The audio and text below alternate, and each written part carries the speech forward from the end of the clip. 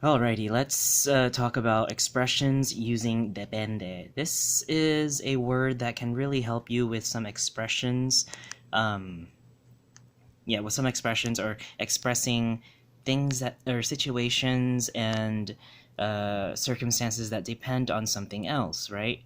Um, so this is a good way for you to, if you're learning Cebuano, a very good way to express something that is dependent on another clause, right? Now, depende is translated into anything that has the meaning of depends or depending or depend. To depend, right?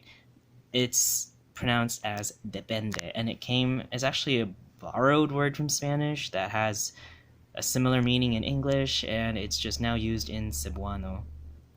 Um, but again, these example sentences will show you how to use this expression, and hopefully you could use it out in the public and help you communicate with people, right?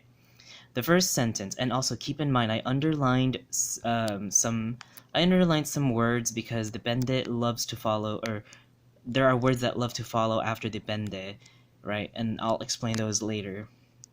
The first sentence we have is, depende kung naitawo sa kusina, balhinon ta ning lamesa para makabakante ang sala sa mga bisita nato, right?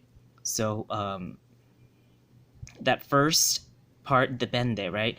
The sentence actually translates to depending if there are people in the kitchen, right? Depende kung naitawo sa kusina, right? Balhinon taning lamesa, right? We will move this table, and it's this table, right? There's the ni, right? Kani, short for ni, with the nga ligature because it's linking our pronoun, right? That kani is a pronoun, right? What kind of pronoun is it? It's a demonstrative pronoun in the absolutive case. So kani, right? Ning la mesa, so it links that pronoun to the noun, right? Showing some sort of relationship.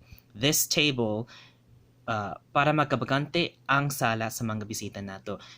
Para meaning for the sake of, right? Remember we talked about para, makabakante, right? Bakante means to be vacant. Bakante, to be vacant or vacancy. And we talked about this maka prefix already. So makabakante, to have the ability for something to be vacant, right? Or to have the ability to be vacant. Ang sala sa mga bisita nato. Ang sala, right? Sala meaning living room. Sa mga bisita nato, for our visitors. Okay.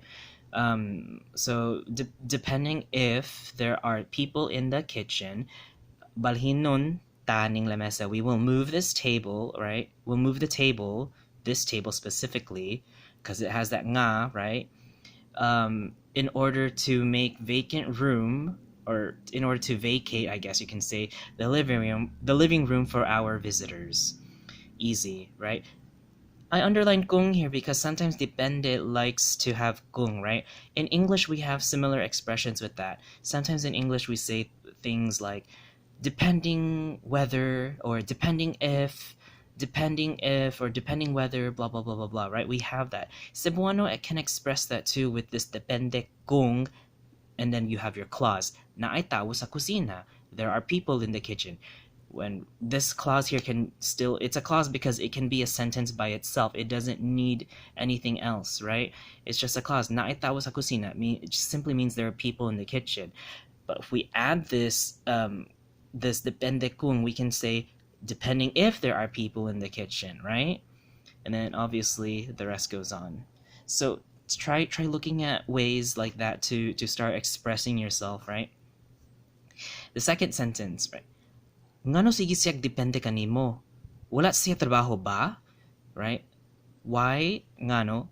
Ngano sige siyag depende kanimo? Why is she always, right? Sige siyag. Remember we have that sige again.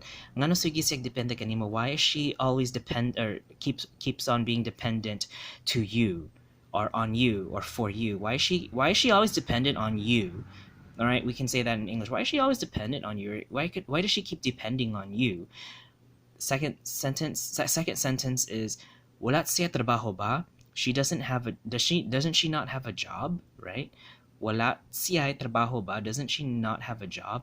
Now again, this depende, right, can have that English meaning to depend, right? Why does she keep depending on you? Or I guess depending or depend, right? Why does she keep depending on you? So that's one way to use it.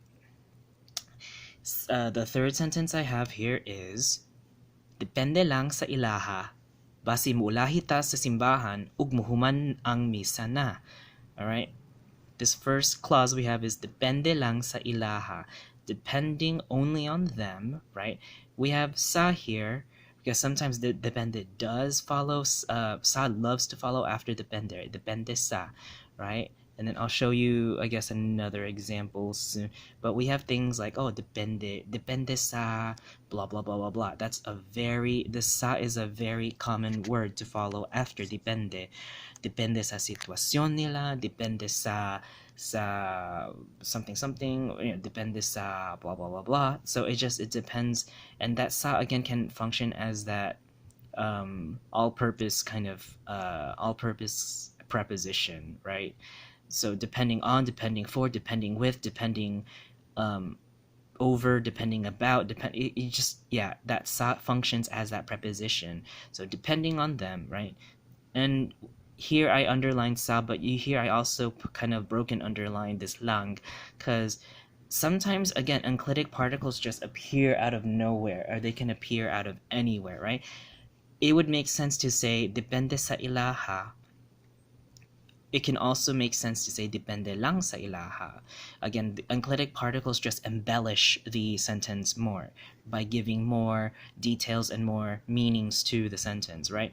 So depending only on them, basi muulahi ta sa simbahan, maybe we will be late going to church, and muhuman, human meaning to finish, right? And muhuman ang misa na, and the mass will be finished, right? So it must suck depending on them, but depending on them, maybe they will be late going to church, and that mass will be finished, or mass will be over, I guess you can say. And the last sentence here I have is, person A says, siguro bibo na ang Hong Kong. Sige, bakasyon ta dito.